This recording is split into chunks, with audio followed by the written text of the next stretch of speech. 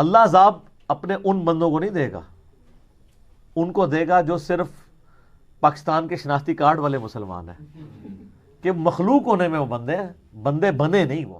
ان کو تو اللہ کہتا ہے اولئک کالانعام بل ہم اضل، یہ تو چوپایوں کی مانند ہے، اس سے بھی بدتر ہیں، جو اپنی عقل کان آنکھ استعمال کر کے حق نہیں قبول کرتے. دوسرا اس کا ایسپیکٹ یاد رکھیے گا، اکثر لوگ کہتے ہیں نہیں ماں اپنے بچے کو چاہے وہ نافرمان بھی ہو دوزخ میں نہیں پھینکے گی تو اللہ کیسے پھینکے گا؟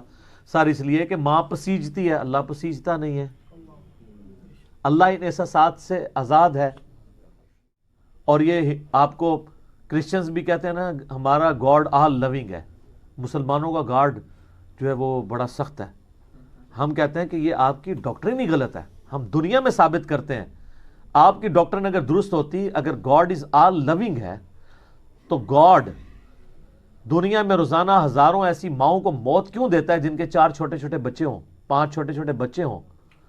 آپ کو تو رحم آ جائے، آپ تو اپنے دشمن کی بیوی کو مارنے کے لیے تیار نہ ہو کہ یار چھوٹے چھوٹے بچوں کا پیچھے کیا بنے گا، مینٹل ماڈلز بدل جائیں گے، سوتیلی ماں کیا سلوک کرے گی.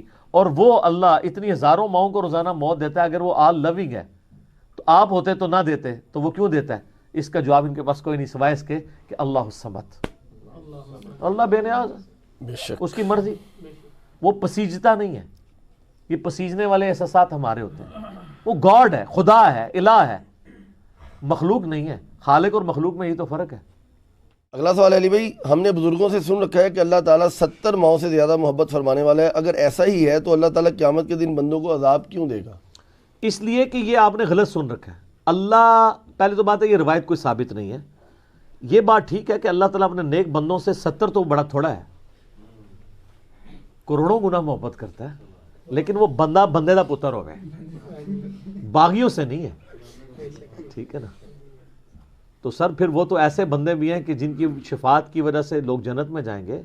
بخاری مسلم میں حدیث ہے میری امت میں 70,000 لوگ بغیر حساب و کتاب کے جنت میں جائیں گے، ان میں سے ہر 1000 اپنے ساتھ 70,000 کو لے کے جائے گا. تو آپ تو 70 کا صرف ذکر کر رہے ہیں. اللہ عذاب اپنے ان بندوں کو نہیں دے گا، ان کو دے گا جو صرف پاکستان کے شناختی کارڈ والے مسلمان ہیں، کہ مخلوق ہونے میں وہ بندے ہیں، بندے بنے نہیں، وہ صرف انسان ہی ہیں اسپیشیز میں. ان کو تو اللہ کہتا ہے اولئک کالانعام بل ہم اضل، یہ تو چوپایوں کی مانند ہے، اس سے بھی بدتر ہیں، جو اپنی عقل کان آنکھ استعمال کر کے حق نہیں قبول کرتے. یہ تو ڈنگروں سے بھی بدتر ہے. ان بندوں کے بارے میں نہیں ہے، باقی بندوں سے تو اللہ تعالیٰ محبت کرتا ہے.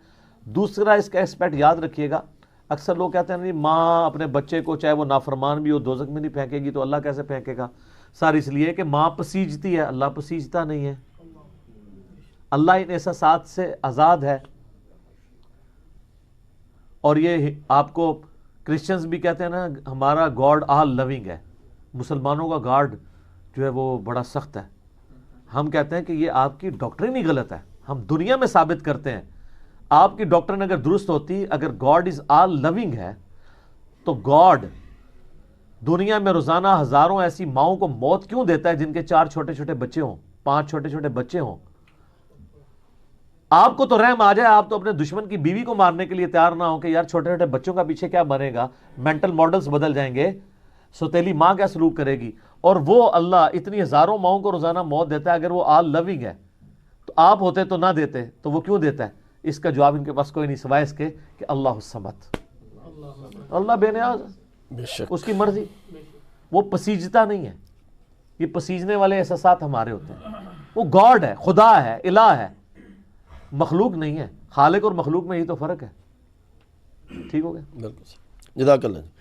علی بھائی اگلا سوال ہے کہ ہم نے بزرگوں سے سن رکھا ہے کہ جس نے ایک مرتبہ بھی صدق کے دل سے کلمہ پڑھ لیا وہ جنت میں ضرور جائے گا. اگر ایسا ہی ہے تو ہم نمازوں کی مشقت کیوں اٹھائیں؟ نمازوں کی مشقت اس لیے اٹھانی پڑے گی کہ یہ سیدھا جنت میں نہیں جانا، پھیرا لگنا ہے،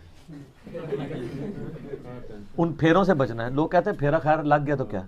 تو جس کو یہ زوم ہے نا وہ صرف 10 سیکنڈ کے لیے موم بتی کے فلیم پہ مجھے ہاتھ رکھ کے بتائے. یا اگر میں کہوں کہ فجر کی نماز چھوڑنے پہ آپ کو کوئی زیادہ عذاب نہیں، فجر سے زور تک ایک 10 بائی 10 کے کمرے میں 100 کوبرا سانپ، 100 بچھو، 100 اژدھے ہوں گے، بس فجر سے زور تک وقت گزارنا پڑے گا.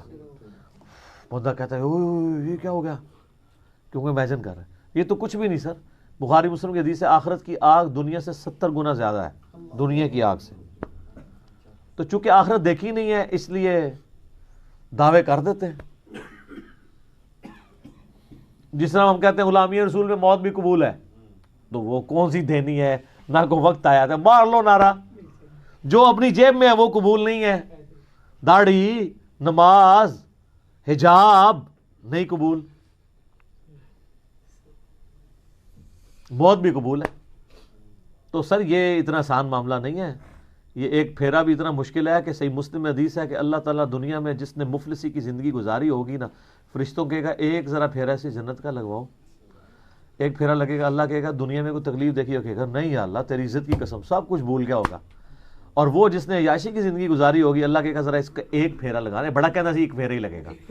ایک پھیرا صرف ایک ٹیسٹ فلائٹ کے طور پہ, ابھی تو جانا ہے تو نے.